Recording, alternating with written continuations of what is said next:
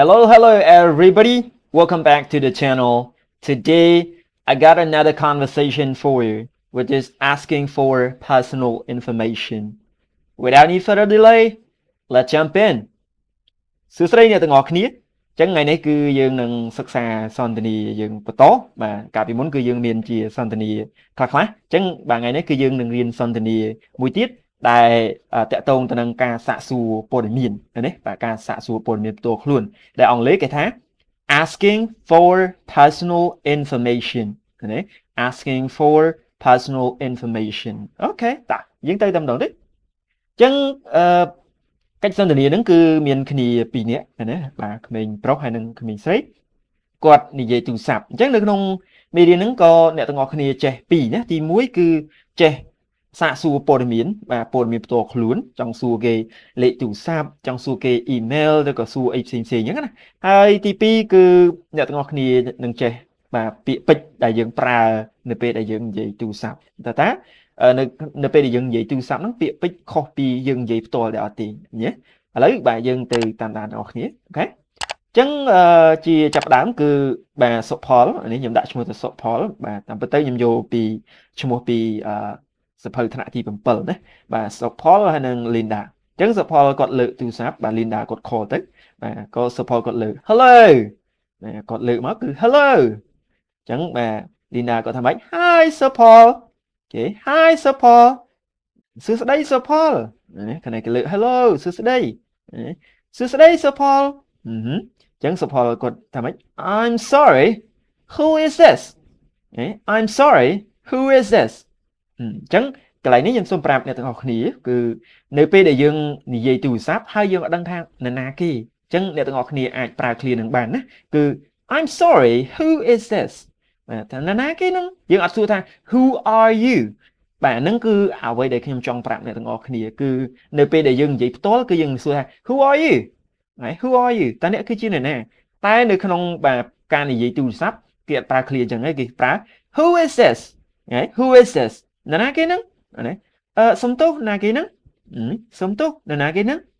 I'm sorry who is this អញ្ចឹង Linda គាត់ឆ្លើយថា It's me it's me Linda it's me Linda I've just got a new phone number okay it's me កន្លែងហ្នឹងក៏ខ្ញុំចង់ប្រាប់អ្នកទាំងអស់គ្នាដែរគឺនៅពេលដែលឆ្លើយបាទនៅតាមទូរស័ព្ទបើគេសួរថាអ្នកគឺជានរណាគេនេះបាទសំណួរដែលសួរថា Who's this ណា Who's this ឬក៏ Who is this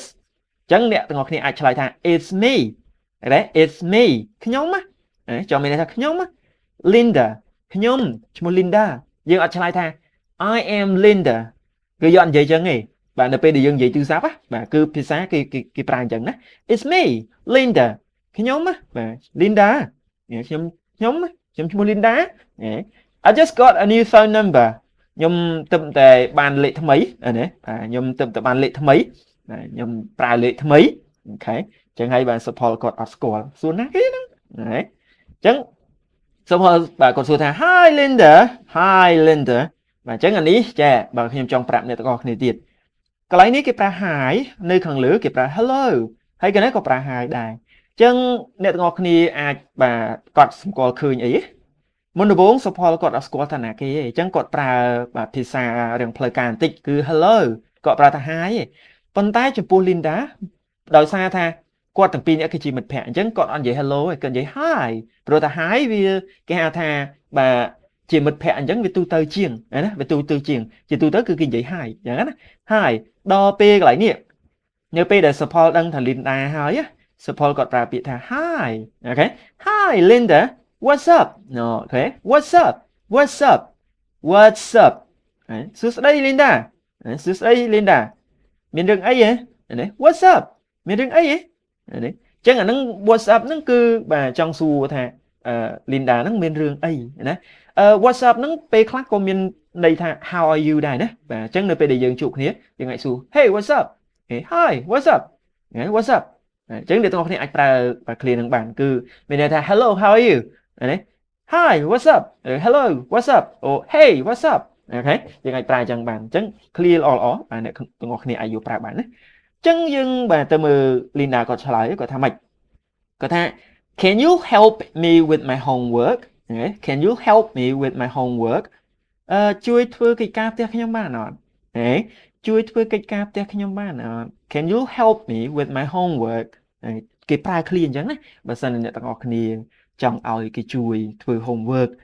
បើសិនចង់សរសេរជាភាសាអង់គ្លេសអ្នកទាំងអស់គ្នាអាចប្រើឃ្លាអញ្ចឹងបានណាជួយធ្វើកិច្ចការផ្ទះខ្ញុំបានអត់ជួយធ្វើ homework ខ្ញុំបានអត់សុផលគាត់ថាម៉េច Sure sure បាន sure កន្លែងហ្នឹងគឺមានន័យថា yes yes អាហ្នឹងក៏តកតងទៅនឹងការប្រើប្រាស់បាទពាក្យពេចន៍ដែរណាគឺបើសិនជាយើងប្រើជាទូទៅគេហៅថាជាធម្មតាទីជា formal ជាផ្លូវការគេប្រើ yes ឃើញទេ of course អីចឹងណាតែនេះគឺគេប្រើពាក្យ sure sure ព្រោះគាត់ជាមិត្តភក្តិបានតានេះ But I'm kind of busy right now okay but ហ្នឹងប៉ុន្តែឥឡូវខ្ញុំរវល់បាត់ហើយនេះប៉ុន្តែឥឡូវខ្ញុំរវល់បាត់ហើយកន្លែងហ្នឹងអ្នកទាំងអស់គ្នាមិនចាំបាច់បកថាអីណាខាញនឹងបកថាម៉េចអស់បកថាម៉េចបាច់បកក៏បានដែរកន្លែងហ្នឹងតែបកមានន័យអត់បាទស្ដាប់អត់បានទេអញ្ចឹងកន្លែងខ្លះបាទពេលខ្លះគឺអ្នកទាំងអស់គ្នាអាចប្រើអញ្ចឹងបាន I'm kind of busy right now ឥឡូវខ្ញុំរវល់បាត់ទៅហើយណា Can you send me an email Can you send me an email អាចផ្ញើជា email ឲ្យខ្ញុំបាននេះ homework ផ្ញើតាម email ឥឡូវគេមិនផ្ញើតាម email គេផ្ញើតាម Telegram ឬក៏ Messenger ឬក៏ស្អីផ្សេងៗអញ្ចឹងណាបាទអញ្ចឹងអានេះគ្រាន់តែជាឧទាហរណ៍ណាឧទាហរណ៍អញ្ចឹងនៅពេលអ្នកទាំងអស់គ្នារៀនបានពីឃ្លាអញ្ចឹងហើយអ្នកទាំងអស់គ្នាអាចយកទៅ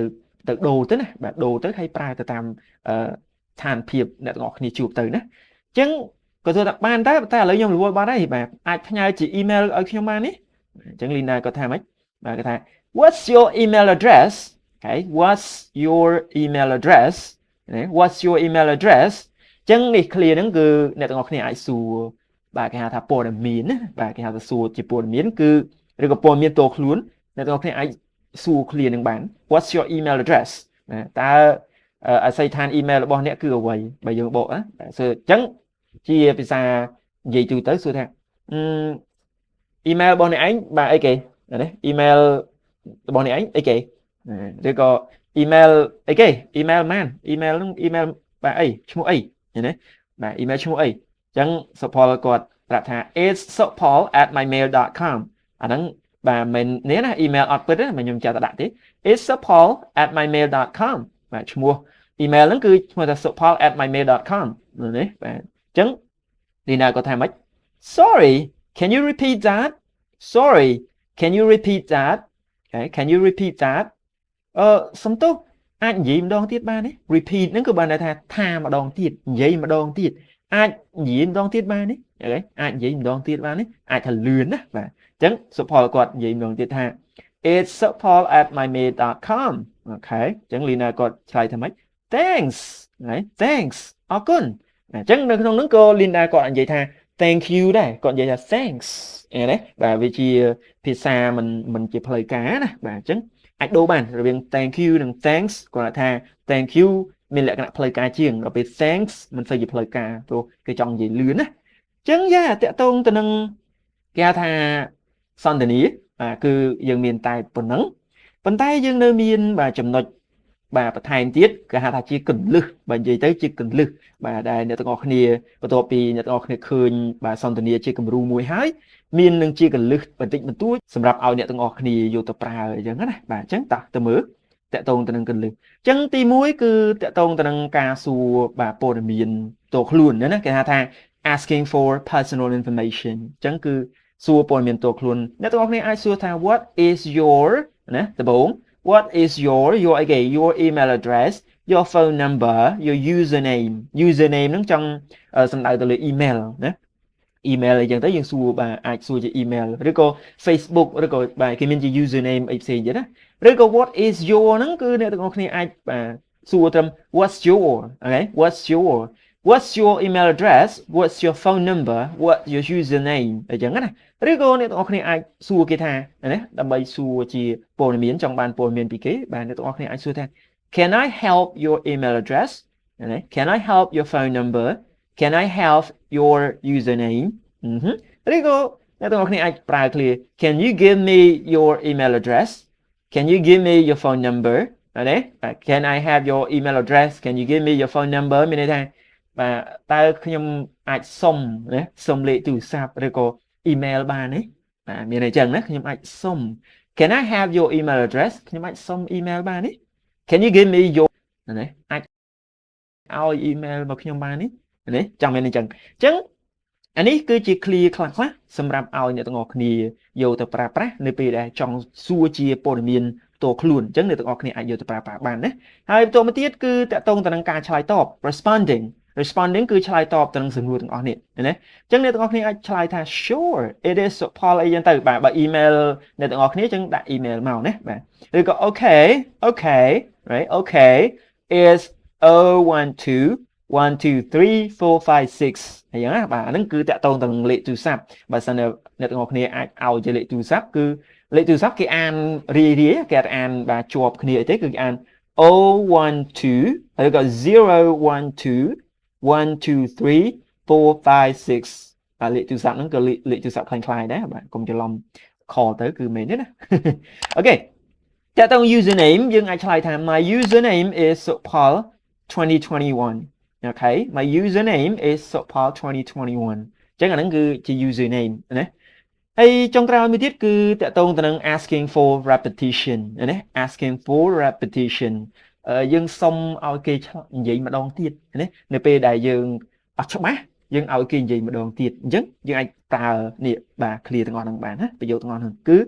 can you repeat that នៅក្នុងបាទសន្ទនាយើងមិញបាទ can you repeat that Okay, can you repeat that? Can you say that again? Okay, can you say that again? មានន័យថាអាចនិយាយម្ដងទៀតបានទេអាចនិយាយទៀតម្ដងទៀតបានទេណាអាចនិយាយម្ដងទៀតបានទេមានន័យចឹងណាអូខេអញ្ចឹងបាទតកតងទៅនឹងសន្ទនារបស់យើងថ្ងៃនេះគឺមានតែប៉ុណ្្នឹងបាទអញ្ចឹងយើងមានជាសន្ទនាមួយជាឧទាហរណ៍ហើយយើងមានជាកលឹះខ្លះនៅពេលដែលយើងយកទៅប្រើប្រាស់បាទជាក់ស្ដែងស្ថានភាពជាក់ស្ដែងអញ្ចឹងសង្ឃឹមថាអ្នកទាំងអស់គ្នាអាចបាទនឹងយកទៅប្រើប្រាស់បានតកតងទៅនឹង clear ទាំងអស់ហ្នឹងOkay, so yeah, that's been it for this video. Until next time, be safe. I'm out. Peace.